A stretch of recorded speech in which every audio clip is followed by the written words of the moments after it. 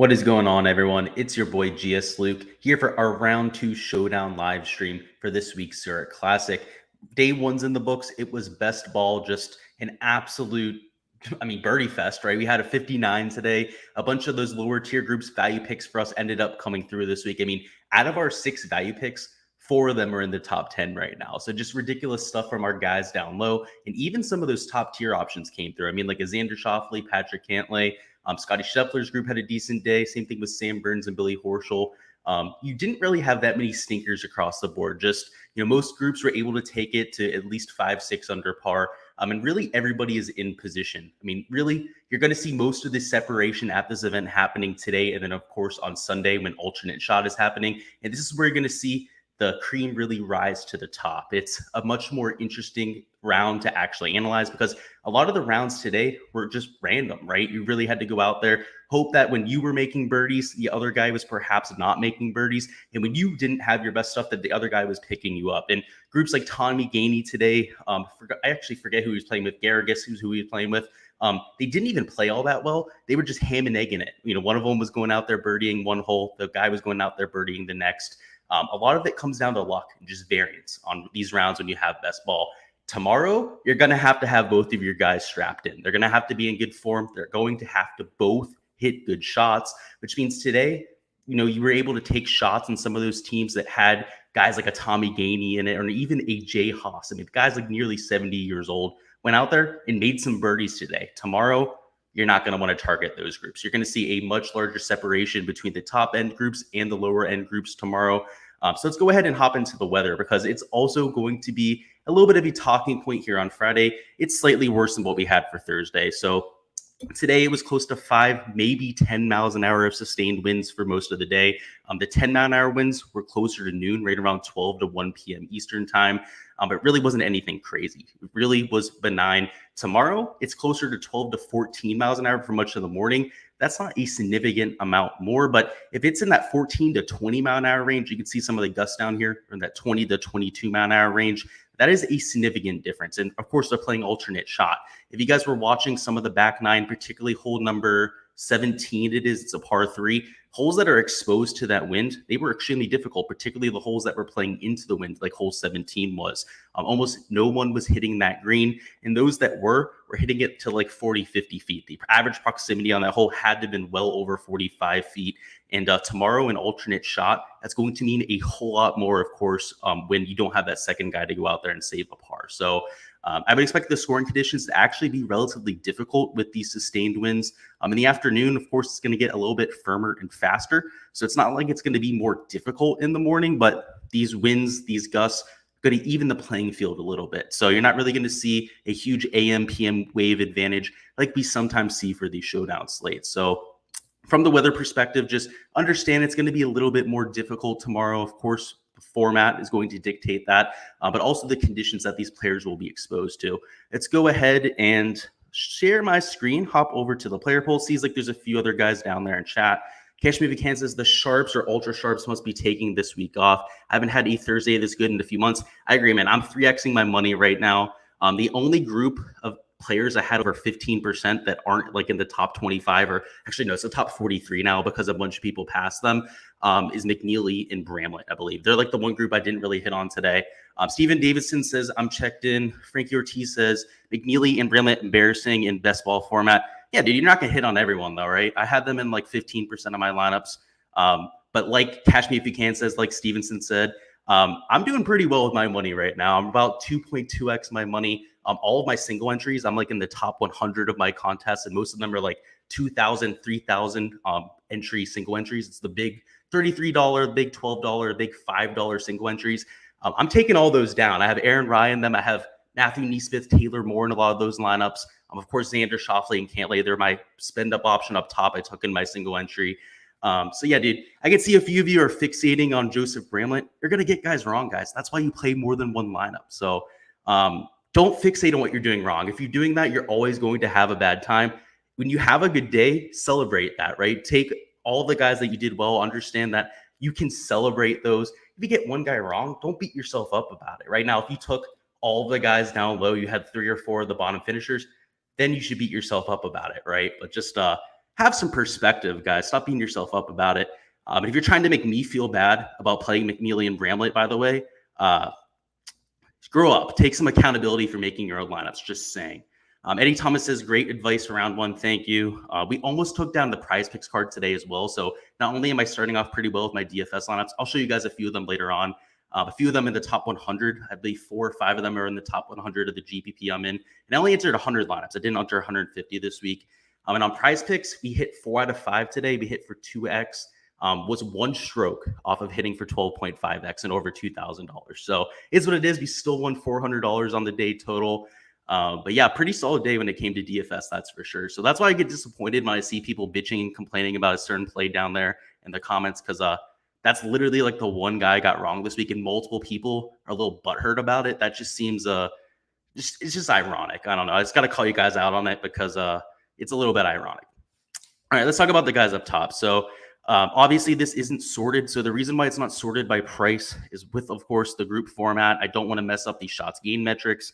A lot of the recent form, if you guys want to take a look at it on Patreon.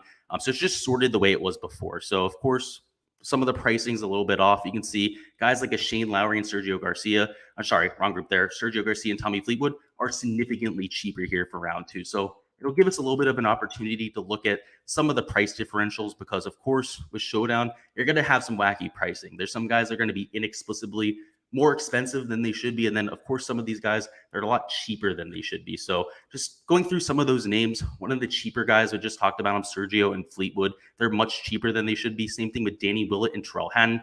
Not only were they out having a really solid day today, that was early. That was before the pricing came out. They were in the top 3 of this golf tournament. So inexplicably, DraftKings priced them down. So that's what I mean by some of these things here in round 2 Showdown. Their algorithm is not very good when it comes to pricing these players. You can see groups, even like a Stenson and Rose, that didn't tee off until the afternoon. They had no information on how these two guys were playing. They were priced down like $1,000. So you're going to find a lot of those values across the board. We'll identify them as we go through the player pool. But the guys up top are still a little bit expensive, right? We're still paying $10,300 for Colin Morikawa and Hovland. You're still paying $10,000 for a Cantlay and Xander Schauffele, which we'll talk about them here in a second. I'll still be getting to them. So you're still paying a premium at the top of the board. But for this format, I think it's well warranted. You're going to want to try and take at least 1, maybe even 2 of these players from $9,000 plus tomorrow because the cream is going to rise to the top. You know, like I said before, these super teams where you actually have 2 solid players out there in this alternate shot format are going to play a lot better than the groups. You know, even like a Cam Smith and Mark Leishman, we have Leishman holding you back, right? Leishman did not look good today. His ball striking was completely all over the place. Moving down a little bit further, you had a guy like, I hate to say it, Sam Burns. He was spraying it today, right? So I'm worried about him with Billy Horschel. Horschel looked really solid today. There's a few guys here. Mito Pereira, for example, he looked really, really shaky today, right? So I'm not going to go to those groups because if those guys continue to look really shaky, they're going to shoot over par, and it's going to be an issue. So we're going to be a lot more selective about our player pool this time around. Of course, looking at value because that's what we do here for round 2 Showdown, but also in terms of skill set and what we saw today. So let's start at the top of the board. Colin Morikawa and Victor Hovland. Hovland's the guy I'm worried about. He did not look good. I mean, to one point in the round, it was at least hole number 12 where he made his first birdie, and I believe made 2, maybe 3 on the day. Don't count me on that. I know at the most he made 3 birdies on the day, whereas Colin Morikawa was completely carrying the team. I mean, through the first 6 holes, I know he had pretty much counted his score for every single hole. Victor Hovland didn't really put himself in many spots to score. When he made his birdies, it was usually those 20 to 25 foot putts where he wasn't really expecting to make birdie. And in alternate shot format, especially if you're paying at the top of the board for a guy that's $10,300, that really worries me. I mean, obviously Colin Morikawa, if he continues to play like he did today, could carry them to a decent round, but we don't need a decent round. We need an elite round. We're talking about large field GPPs trying to take down a contest against 20,000 other people. You're not going to do that with a 1 to 2 under round par tomorrow. You're going to see, a few 3-4 under round par. Can't speak. 3 or 4 under par rounds tomorrow. You're going to see maybe 4 or 5 of them. Last year in round 2, that's what we saw, was about 4 or 5 guys took it to 68, 69, 3-4 under par. A bunch of people took it to 70. About 25 people took it to 71. 45 out of the 80 groups took it to under par last year in this format. 35 groups shot over par or even par. but I believe it was like 15 or 20 of them shot 75 or worse. It's something in that range. So it was, very spread out, right? Had some groups that were able to take it to 3-4 under par, a few groups that were just under par, and then a lot of groups that blew up. So you don't want to have that player that could lead you to having that blow up round. And we'll identify a few of them through this slate here. So Patrick Cantlay and Xander Schauffele are on the opposite end of that spectrum. They're guys that don't have a hole in their game to begin with. If you take a look at their shots gained metrics, you can see they're gaining across the board, across all 4 major categories. And then, of course, as a group, they do as well. So, of course, like that for the alternate shot format, where no matter where they're going to be a gainer to the field. They have the familiarity with each other. Last year, they gained to the field significantly over their 2 rounds in alternate shot. And in the international formats, when they've played together on the President's Cup, same thing with the Ryder Cup, alternate shot is really where they've made their hay. So certainly like them in that format there. They're going to be super chalky. I'm at 35.4% projected ownership, but I'm willing to get there. They're just the best play in the field at this point. They're playing the best golf. I mean, they shot 13 under par today. It should tell you everything you need to know. And I don't think you need to jump off the bandwagon because we still have question marks around Cam Smith and Mark Leishman. Of course, Mark Leishman, I mean, he couldn't hit a fairway for his life today, let alone make a putt. And that was a whole completely different other story. I mean, Cam Smith was counting a score in almost every single hole. I was worried about that group. We talked about Sam Burns. I'm not quite as worried about the Billy Horschel Sam Burns group, just because Sam Burns, he wasn't that far off. It was, he just was like a 6 or 7 out of 10 today, rather than 8 or 9 out of 10 like you'd hope. Whereas Billy Horschel was a 9 or maybe even a 10 out of 10 today with his form. Didn't hit many array shots at all. So just like Colin Morikawa, right? He could go out there and carry the group to a decent round tomorrow, but I'm not sure if they can get that ceiling performance if Sam Burns plays like he did today. We'll catch up on chat, see if there's any questions about the guys up top. Bonderific says, embrace the variance. Yeah, definitely agree with that, particularly for round 3. So when we get the next best ball format, you might just want to leave $2,000-$3,000 on the table. You might just want to take all the guys that are 5-7% owned and just make 10 to 20 lineups. Maybe you don't want 50 max of that type of strategy. But if you're playing in the large field GPP, just trying to take the thing down, on Saturday, that could be the strategy. Because, look at the leaderboard, right? Outside of Cantlay and Xander Schauffele, it's all randoms, right? I identified a few of them this week, right? But I did not expect them to go out there and be first-round leader, or at least be in the contention for first-round leader. They definitely exceeded my expectations, that's for sure. Shot Like Harden says, people better get used to getting guys wrong if you're playing golf DFS. That is absolute facts. Realistically, every single week, guys, I'll play 35 guys, right? That'll be my quote-unquote core player pool of guys over 7%. Now, I'm going to have some guys that are like 1% to 2%. I'm not going to count them there because there would be like 50 guys in my player pool then. But out of those core plays, I'm going to miss on probably 10 of them, right? I might get 25 out of 35 through the cut. And on a week like that, that might be 10 to 15%, maybe 20% 6 of 6s. That's going to be better than the field. So if you're worried about one guy having a bad day out of your like 30 picks, like you said, Shot Like Harden, you're going to have a bad time because your perspective is completely thrown off. You're not thinking in the right type of stratosphere. Jimmy Carpaccio says facts. Looks like he agrees there. Steven Davidson says, took a flyer on Zalatoris and Riley. That paid off. Yeah, same here, man. It was a flyer for me. I didn't expect them to go out there and be a very safe group. I thought they had that top end upside. We'll have to see tomorrow. I'm worried about them for alternate shot. Will Zalatoris actually was the one who looked really hairy today. His driving accuracy was completely all over the place. He does that from time to time. But his GIR percentage, he wasn't hitting many greens, which for Will Zalatoris, that's rare, right? Typically, he's one of the best iron players in the world, bar none. He usually doesn't have bad rounds. He's that consistent in that category. We'll have to see on that, Steven. He certainly had a good round today. At least Davis Riley did. We'll have to see about Zalatoris tomorrow. Nick Mars says, I'm more confused how they played so bad than pissed off that you picked them. Yeah, dude, it's a variant sport.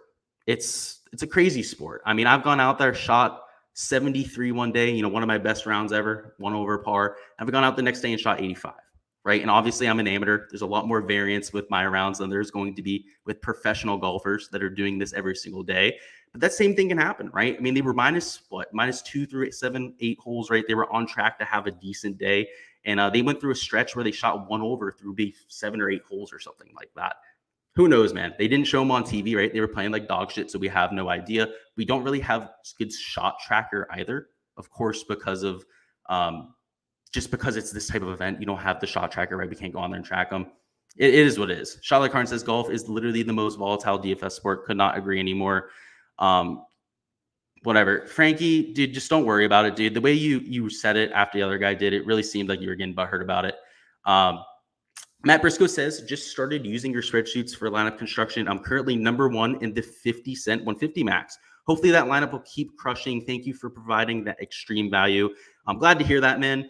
I'm in the $5 GPP, so you probably have lineups that would have been beating me, but I'm up in the top 50 there as well. So I'm glad I'm not in the GPP against you. So you may actually have better lineups than me because you have 150, I'm guessing. I only have the 100. Just glad I'm not on your GPP right now because I might be taking mine down this week. So hopefully we can both do that, man. That's awesome. And your lineup is Cantlay, Willett, Todd, Tringali, Neesmith, and Rye. I love it, dude. That lineup is not one that I have. I can tell you because my highest scoring lineup doesn't have the Danny Willett hand group in it, unfortunately. But yeah, you got me there. Pro Reactor says MMA is more variant. I would agree, actually. I mean, women's MMA fights.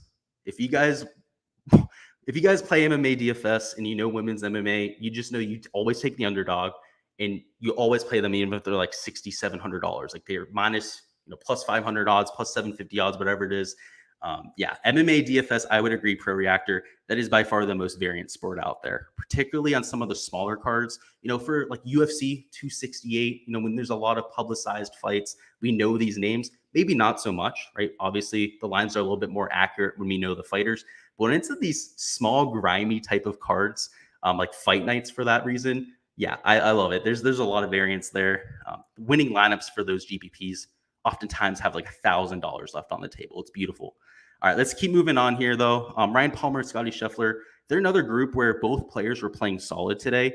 In fact, though, Scotty Scheffler was the one playing worse. Ryan Palmer was making a lot more putts. He was putting himself in a lot more scenarios to score. Towards the end, it kind of flip-flopped. Scotty Scheffler kind of picked it up with the ball striking. Ryan Palmer was the one who started missing some greens. But in general, there's a lot of room for improvement there. And they shot 8 under par today, right? It wasn't all that bad. They're still in the top 25 of this event. And I think because it was a quote-unquote disappointing round, when you compare them to somebody like a Patrick Cantlay and Xander Schauffele, they might be a little bit lower owned than they should. So my algorithm put them at 29.5%.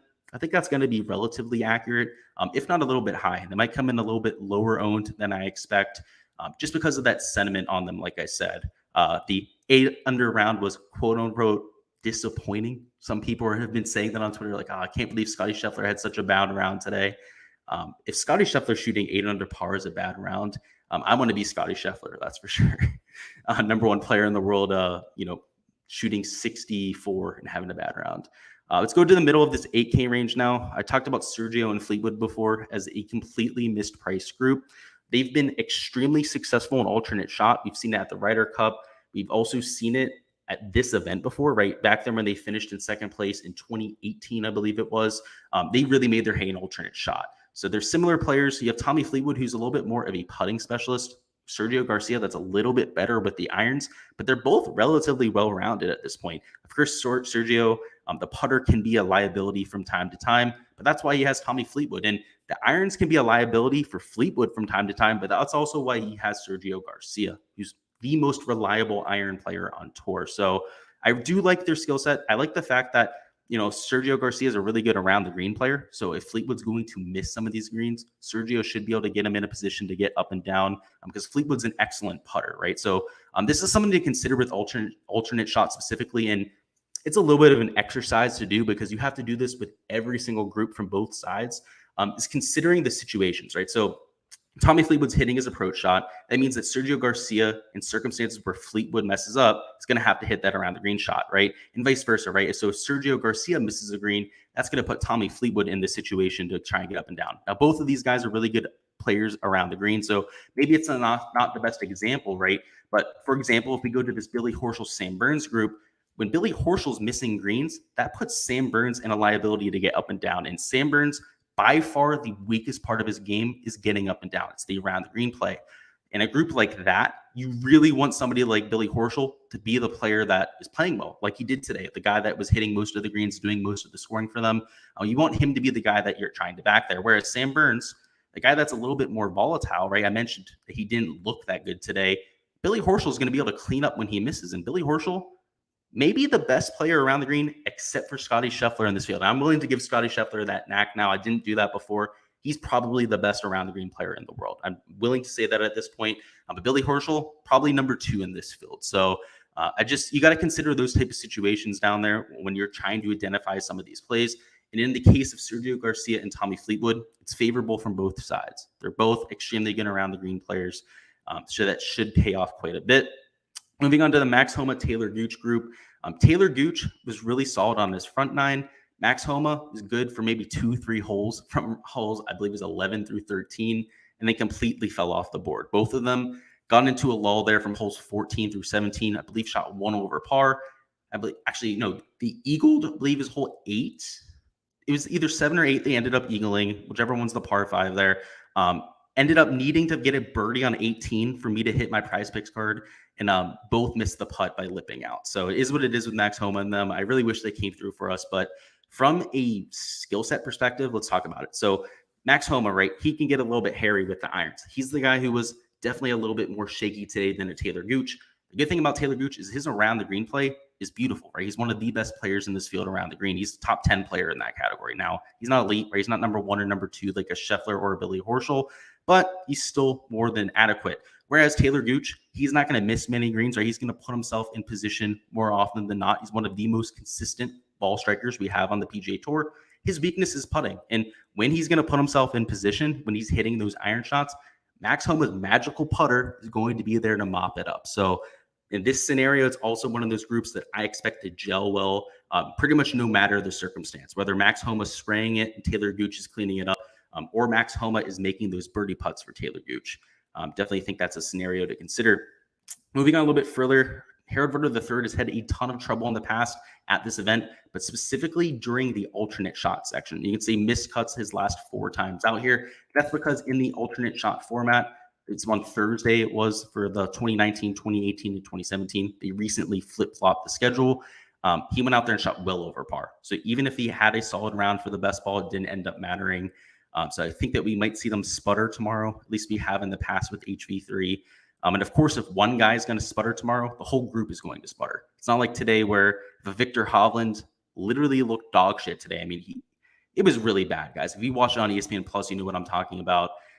You're not going to get away with that tomorrow as they were able to today. Moving on to the bottom of the 8K range, Danny Willett and Terrell Hatton had a solid day. From a skill set perspective, they're one of the other groups that should gel well. Terrell Hatton, a really solid putter. Danny Willett, not such a solid putter. So, of course, if his ball striking is what's getting them into position, Terrell Hatton should be able to cash in. And Terrell Hatton, also a solid around the green player. So even when they're not playing their best, I would expect them to stay on script from that matter.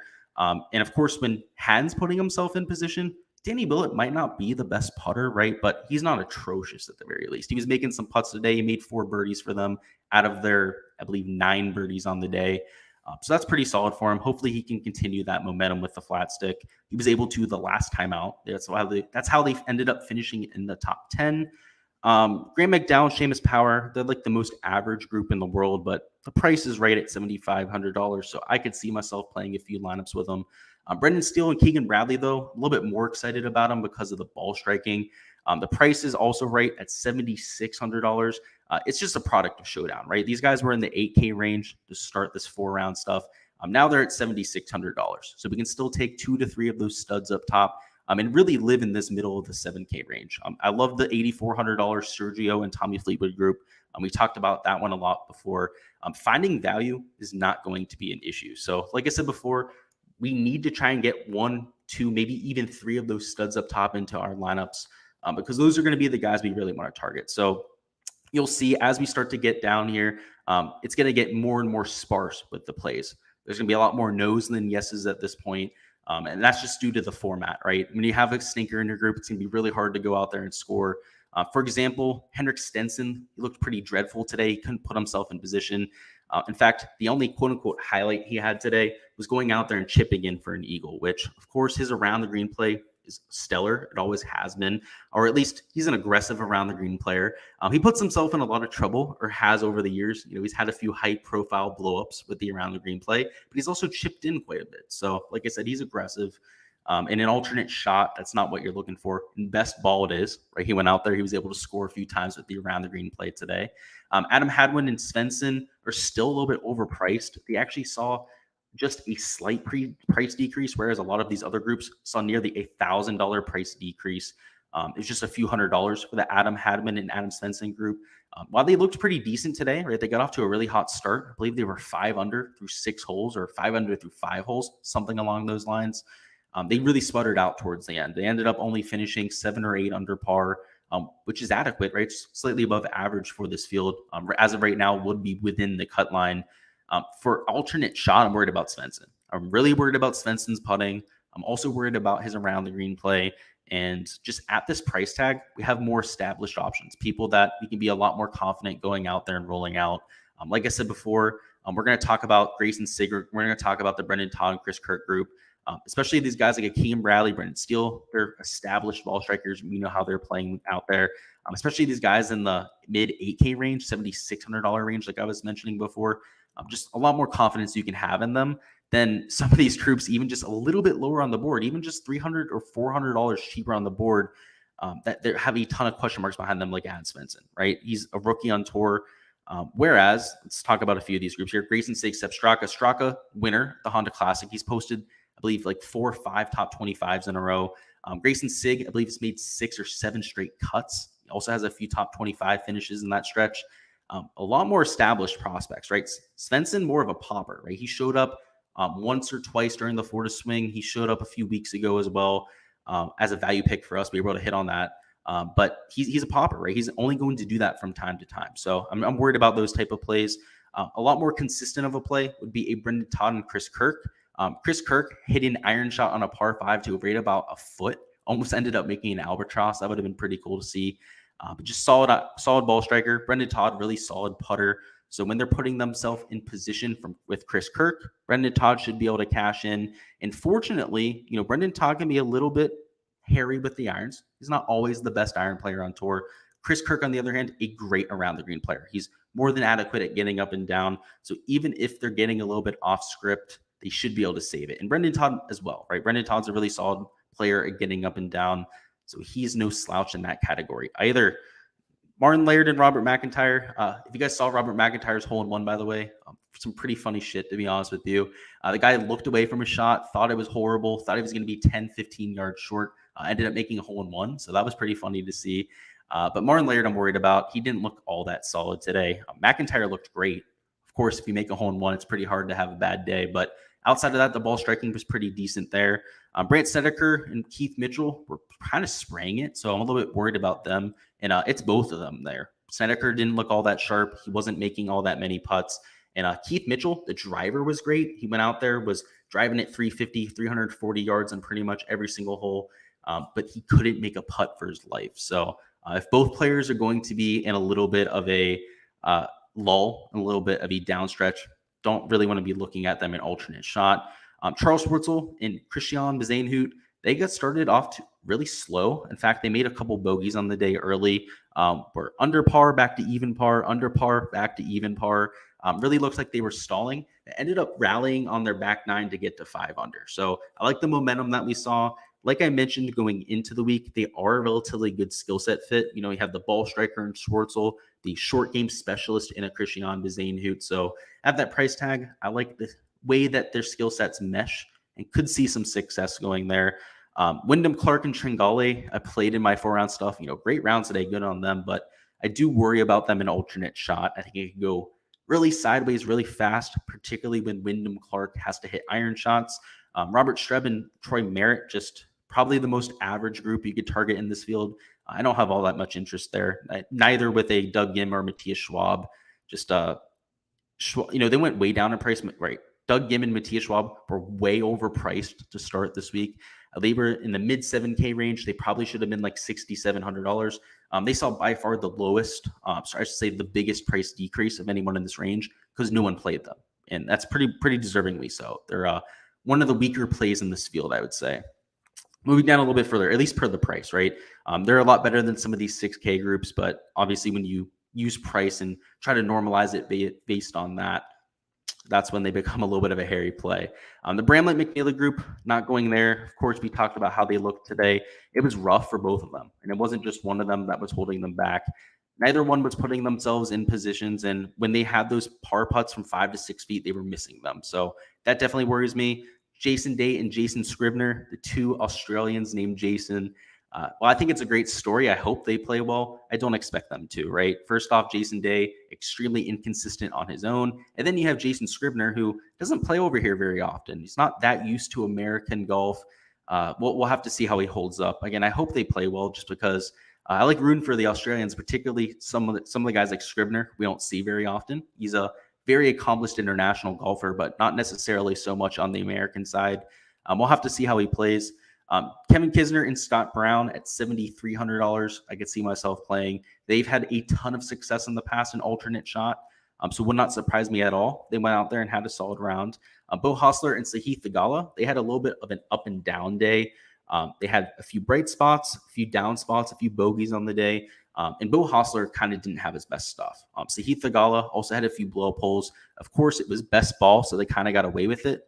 So they're going to be a volatile play for tomorrow. They're one of the few groups who didn't look all that sharp today that I will be willing to get to. Just because it's $7,100, when you compare a lot of the guys around them at price, they're a higher pedigree team and a lot more. They just have a lot higher upside, right? When you compare them to a team like Brian Stewart and Russell Knox, Stewart, the upside is non-existent there. Even a group like Ches Reavie and Lucas Glover that I'm playing, I like their consistency.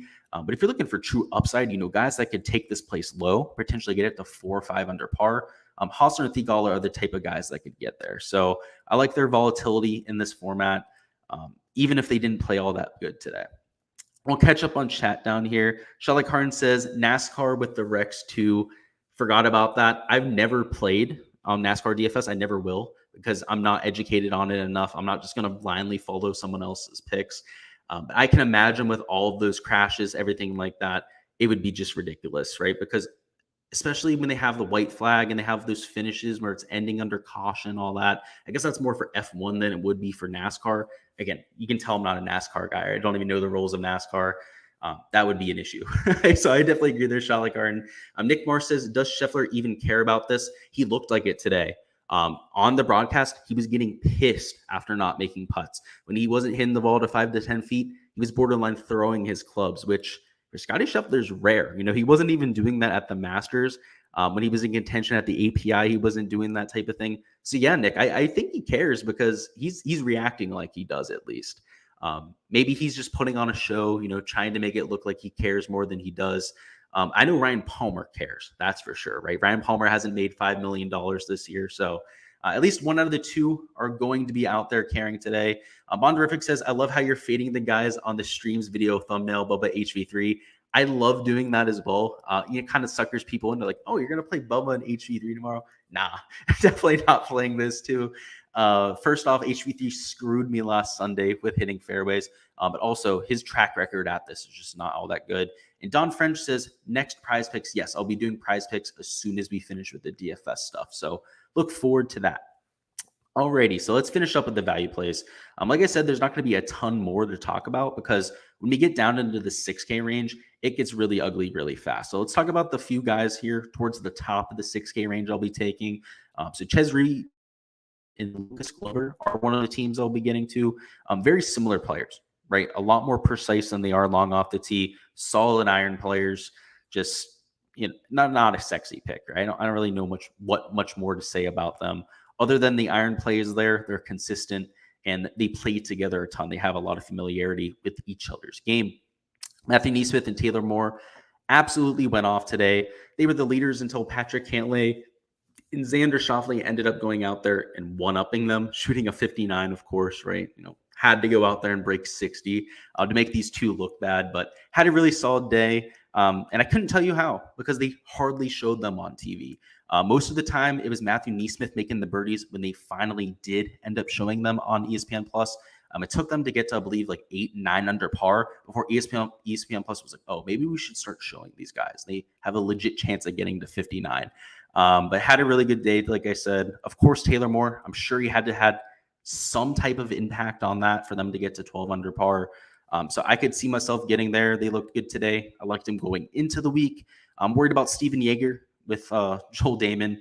I have no idea how they got to their score today. They ended up shooting 9 under par. But like I said, without ShotLink, without them even being on the broadcast whatsoever, I believe they showed Joel Damon like for one hole out of his entire round. There's almost no way to say how they got to that score. And Steven Yeager worries me. He's not been good for quite some time. Adam Schenk and Tyler Duncan, I could consider playing them, but I'm not going to be doing it tomorrow.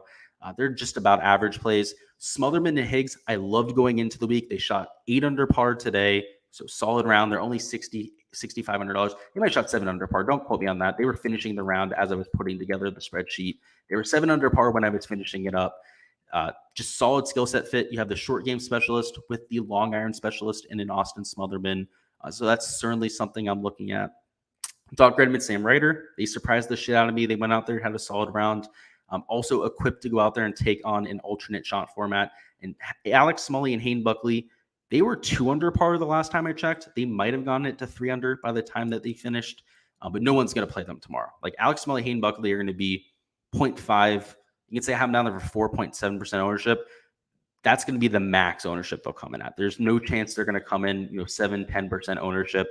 And given their upside, given what we've seen from Smalley, just look at his Corrales Butacania. The guy almost ended up winning that event. Hayden Buckley, Sanderson Farms, a few of those other events during the fall stretch, almost ended up winning a few of those events. This is 2 players with insanely good upside. I mean, look at their shots game metrics. Gaining a ton of strokes off the tee. Hayden Buckley gaining on approach. Smalley should be gaining on approach just because his Corrales numbers aren't included there. And then around the green and putting is an issue for both of them, right? So we'll have to see if that ends up rearing its ugly head there tomorrow, but they didn't have a good round today. They need to take this place low tomorrow to end up making the cut, probably in that 2 to 3 under range to end up making the cut. So I do like their chances to at least get to a top end upside play, right? They have the volatility. They have the skill set to get there. They have the motivation to get there with having to go out there and make a cut. They just have to go out there and execute. So we'll see if they do. They're a high upside play I'll be getting to quite a bit. And I guess something I'll mention with the cut line is the scoring average tomorrow. I would imagine it probably over par, especially because of the strength of field. Some of those lower quality teams will say, I don't want to throw them under the bus too much, especially some of the older guys in the field. They're going to shoot over par tomorrow. Some of them significantly over par in that 5 to 8 over par range. You're going to have some rounds, like I said, 35 to 40 of the groups will still shoot under par. So just keep in mind the cut line, probably in the range of 5, maybe 4 under par at the highest. Maybe closer to 5, 6 under par would be the lowest that I'd expect to go. So guys like a Hayden Buckley and Alex Smalley that are kind of behind the 8 ball right now, going to have to do quite a bit tomorrow to make the cut. So just keep that in mind when you're sweating your lineups. If you're trying to figure out your 6 of 6 percentage or projected 6 of 6 percentage, use those type of numbers, -4 to -6. It would be in that type of range in terms of a cut line. Parbajan and Tom Hoggy, they had a very solid day. For whatever reason, me saying the French name in Barjan completely changed my pronunciation of Tom Hoagie. But either way, I like their skill set. Both really solid ball strikers. Like I said, going into the week, they're above average in the 2 ball striking categories like we're looking for. Around the green and putting, not all the best, but if they're going to keep themselves in positions, and they're used to keeping themselves in position, Tom Hoagie is like the par king. The guy's the king of going out there just making a ton of pars. The issue is that he's not always able to make those birdie putts. And that's a similar problem for Paul. For the guy that goes out there, you see he loses right around 1/4 of a stroke per round with the flat stick. Tom Hoagie, not nearly as much, right? It's closer to 0.2 strokes per round. But they have similar games. So they're going to be in positions that they're used to. So hopefully they can channel into that familiarity and have some success. Brendan Wu and Patrick Rogers, they had a pretty solid day today. They're $6,800. I'm not getting there personally, but I could see why you would. They're not the best skill set fit. They're also not the highest pedigree players, but it's Showdown, right? Crazy stuff happens. You saw some crazy stuff happen today with guys taking it to 10, 11, 12 under par that none of us would have expected them to. So perhaps they're the group that can do that tomorrow. Of course, the ceiling is going to be 3, 4 under round tomorrow, not 10 to 12 under par. But you guys get the point there. The last guy I have down as a yes, or the last guys I have down as a yes, are Chase Seifert and Hank Lebioda. They're super cheap. They're $6,500. Lee Biota has had some success at this event in the past. I believe it was a 8th place finish. Excuse me, guys. 1 second. It was a 5th place finish, actually, even better. There in 2019 for Hank Lee Biota. Cypher obviously doesn't have that same type of success at this event, but they played well today. They took it to 9 under par. Both of them are relatively short hitters, which means that their approach play had to be good for them to take it low, which is the most sustainable part of the game. So I like seeing that. Lucas Herbert and James Hahn. Sorry, not James Hahn. I can't read. Arjun Atwal. I have something stuck in my throat, guys. 1 second here. Trying to clear it the best I can. It was trying not to cough. All right. Arjun Atwal and Lucas Herbert there at $6,400. I could see myself getting there because they looked okay today, right? But they didn't look great. They're just one of those really highly volatile plays you can get to. Lucas Herbert is the one that you're really trying to get there because of his high-end putter volatility. At $6,400, you have Jagus and Kyle Stanley. They're 2 lifelong friends. They've been playing together ever since they started playing on tour back in the day. Of course, both of them have been around forever at this point. I like the ball striking. I like the fact that they have similar play styles, more ball strikers than short game specialists. Neither one can putt for their lives. So very similar to our Barjan and a Hoagie group that we talked about before. They're going to be used to being in the situations that they're in, right? They're not going to miss many greens. They're not going to have all that much pressure on their putter. It's just going to be about making 2, 3, maybe even 4 birdies on the day, right? Just playing some consistent golf. And Stanley and Jagus had a pretty solid round today, a lot better than I would have expected for them. So perhaps they can ride that type of momentum. We'll catch up on chat down here. Nick Marr says, I was there, didn't see the broadcast. I did follow Mav and Bramlett for a while, looked lost all day, like late at night at Hoorahs, LOL. Yeah, I can imagine they probably looked a little bit lost. Yeah, but on the broadcast, of course, it was a little bit earlier in the day, so I'm not sure why he was so mad. They were still having a good round. They were like 6 under through 8 holes. But on hole 9 or 10, he missed a 5-foot putt, and it looked like he was going to snap his Scotty Cameron. The announcers were like, don't do that. Like, don't break that. It's been so good to you over the last few months. Yeah, he looked that bad. He really looked like he was going to lose his shit out there. Stephen Davidson says Lee Hodges. So I liked him going into the week. Let's see the price tag. So I have him down as a no right now, him and Whaley. It's mostly because the price didn't move much, right? So they were cheap going into the week. They were right around $6,900, I believe, for our 4-round stuff. So they not very cheap. They looked okay today. Yeah, I'm not sure I can get to them. So obviously, I don't hate the play. I have them in my 4-round stuff, so I hope they have some success here. The real issue is that they're lower pedigree players. They're really volatile players, particularly Vince Whaley. Vince Whaley is an absolute maniac. He's an extremely high birdie percentage player, but he's also one of the highest bogey percentage players that we have on the PGA Tour. Lee Hodges, similar story, right? So it can either go really well for them or it could go really wrong really fast. It's going to go one way or the other tomorrow. So I'm not sure I can get there, but they're a volatile play. They're similar to going to an Arjun Atwal, a Lucas Herbert type of group, or a group up here like Uline and Richie Wawrinski, Brendan Wu, Patrick Rogers, where I don't hate these plays by any means. But there's a reason why they're not in my player pool. They're just a little bit too risky for me. I understand why people would go to them for upside, but when you're talking about Barjan and Hoagie, who are just unbelievably consistent with the ball striking, I'm going to make that pivot most of the time because the ownership levels are pretty similar. You can see a little bit higher ownership on them. People love themselves some ball strikers. They love themselves that safety, much like myself, right? Kind of like what I'm saying. A lot of people like going to that safety. There's obviously a lot of value in that safety, right? So just understand what you're getting yourself into if you play them, as I suppose I'm trying to say there. All right, let's talk a little bit about strategy. So we're going to go to the top of the board. I was informed, actually, that I'm not supposed to show Draftkings when making lineups. Apparently, you can get banned for doing that. So we're going to stop doing that because I got informed of that the other day. But we still are going to make a few lineups together. So if you have the Draftkings app up, you can build the lineup along with me to kind of keep track of the salary remaining, all that sort of fun stuff. But I'll talk through all of it with you guys as well. So do not worry there at all. Let me go ahead and stop sharing my screen.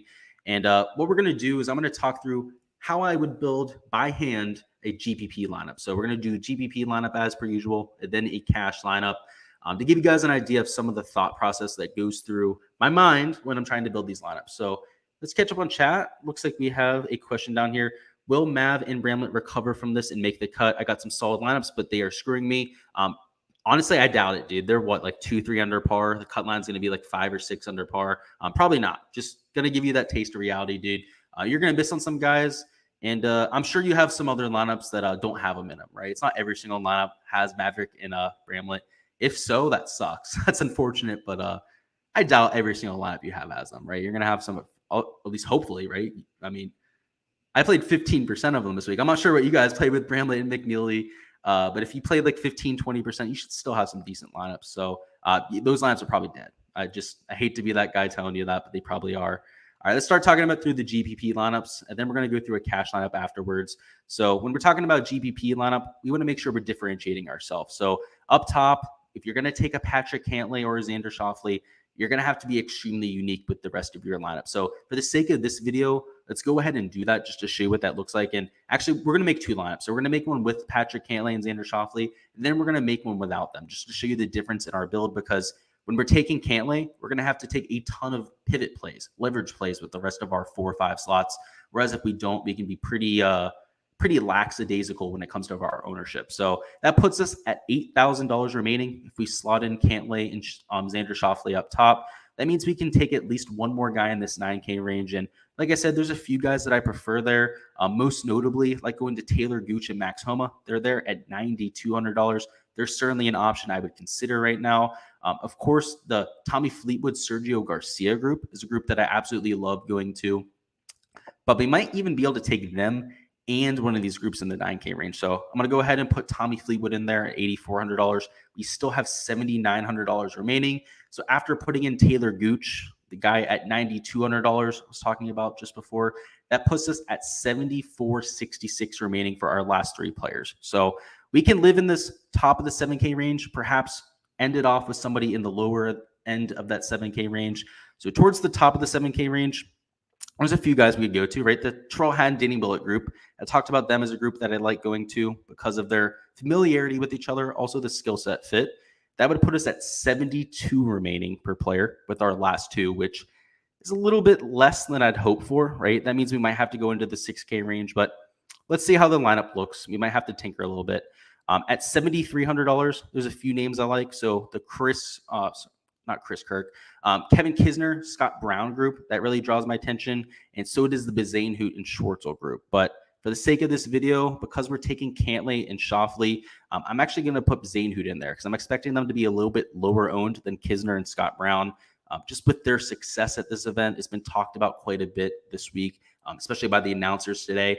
I would expect them to be a little bit higher owned than the Bazane Hoot group. So doing that puts us at $7,100, which means we could take a group like Hostler and Thigala. They're $7,100. We could take an Alex Norton and Norlander group.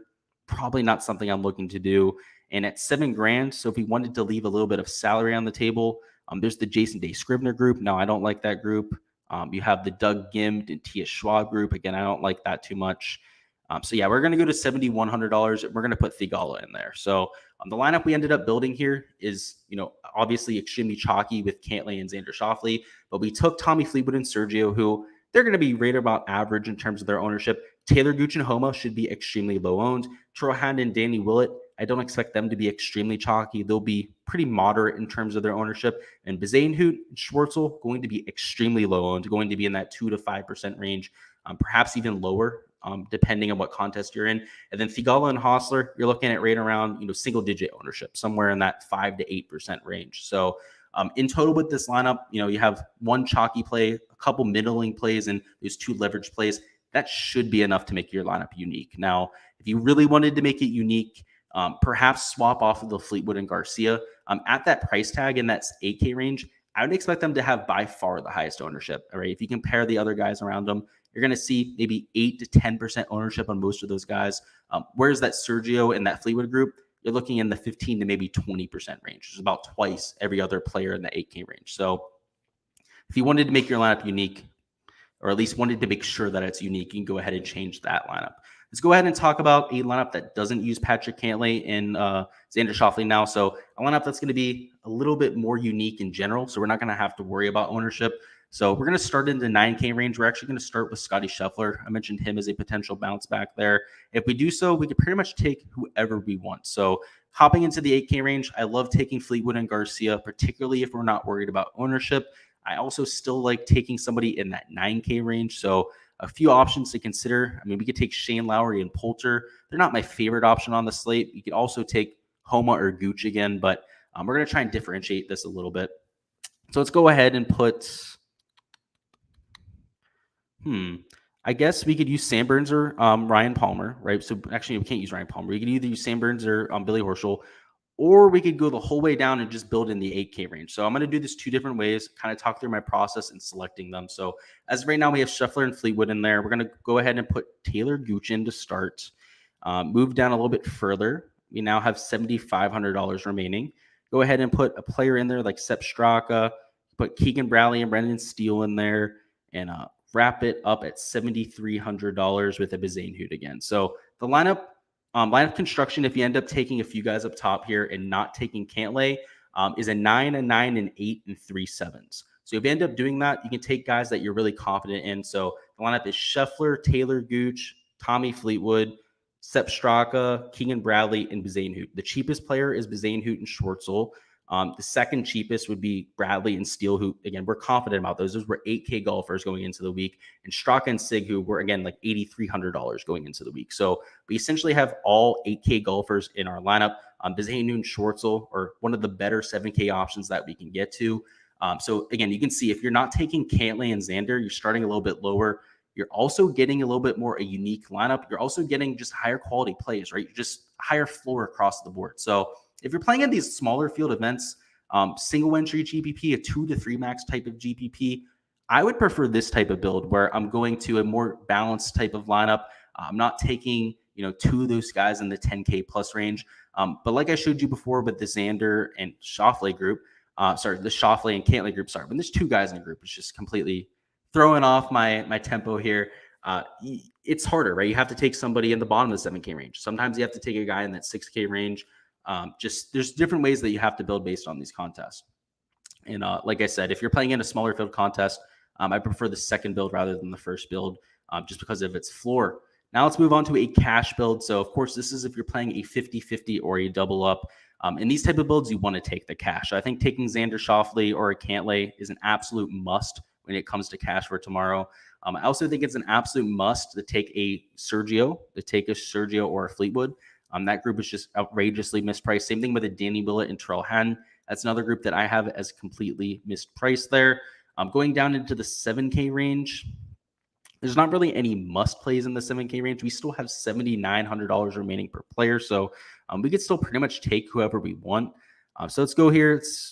Let's take a Taylor Gooch again. I don't want to have him in every lineup. That group's a little bit volatile, so I prefer not to. Let's put a Billy Horschel in there. So I know Billy Horschel and Sam Burns, I said they're not my favorite play tomorrow, but of course, they're still a stud group, right? They're still going to go out there, have a solid round. You could put them in there. You could put the Scotty Scheffler group if you wanted to in there. Just depends on the last two guys you can fit in. So if you put Scheffler, that puts us at $6,900 remaining per player, which you could probably make work. Let's try and make this work. So let's try and take somebody at a rate around $7,000. At $7,100, we could take Hostler and Thagala. So let's do that. And our last man in would be $6,700, where it gets a little bit hairy. But if you wanted to go to anyone there, we could go to, it gets really hairy.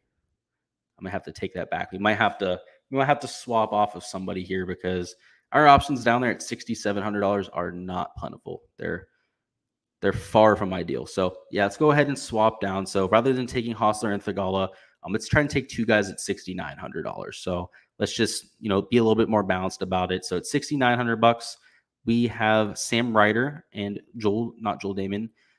We could take Joel Damon. It's not my favorite play. All right, so never mind. We're not going to do that at $6,900. We're going to have to swap off with somebody else. So rather than taking Scotty Scheffler, it seems to be a little bit too expensive. Your lower end guys, you need to be just as confident in them for cash as you are your top end guys. So rather than taking Scotty Scheffler and Ryan Palmer, we're going to go ahead and take the Taylor Gooch Max Homa group. So that gives us $600 of savings. So rather than having an average of $6,900 remaining, now we're at $72. So we have a lot more flexibility. We can go to the Bo Hostler Thigala group I was talking about. Now we have $7,300 remaining, which means we can get to the Kevin Kisner Scott Brown group. So this is the cash lineup I have down here. It is a Xander Schauffele and Cantlay. So there at 10,000. We have Sergio Garcia and Fleetwood, Danny Willett, Taylor Gooch, Hostler, and Kevin Kisner. So in general, this, of course, has a lot of the chalk, right? We have the Xander Schauffele and Cantlay group. We have the Sergio Garcia and Fleetwood group. Willett and Haddon, they're going to be 15 to 20% owned. So those would be nice to have there in cash. Homa and Gooch, they're probably going to be one of the lower owned plays that we have here, but taking them rather than a higher owned Scotty Scheffler, of course, lets us get the two guys down low that I like a little bit more, like a Bo Hostler and a Kevin Kisner at their price tags. So that's what we're going to have for the strategy, guys. Thank you guys for stopping by. As always, we'll catch up on chat before we hop out of here. Nick Marr says, my single entry is in 5th with Mav and Bramlett. Hopefully they come through for you, man. That'd be pretty solid. I just don't think it's likely. I'm not the kind of guy to BS people. I'm going to shoot you straight with it. They're 2-3 under par. Even if they're 3 under par, they're going to have to shoot a 69 or a 68 tomorrow, which statistically speaking, you're going to see 4, maybe 5 guys do that tomorrow out of 80. So they need that ceiling performance, right? So they're going to have, 8, maybe 9% chance of doing it. So I'm rooting for it. I have them in about 15% of my lineups. Draft, of course, says he played 30% Mav. I'm still in it for now. We'll have to see. Yeah, hopefully he comes through, man. I'm at 15%. So of course, I hope he comes through. But again, it's just not likely. I'm not gonna BS you there. I just don't think he comes through. And Draft, of course, says y'all are sleeping on Noah and Kim. Agree to disagree. Well, I'll just say that, man. I agree to disagree. I'm not gonna substantiate it.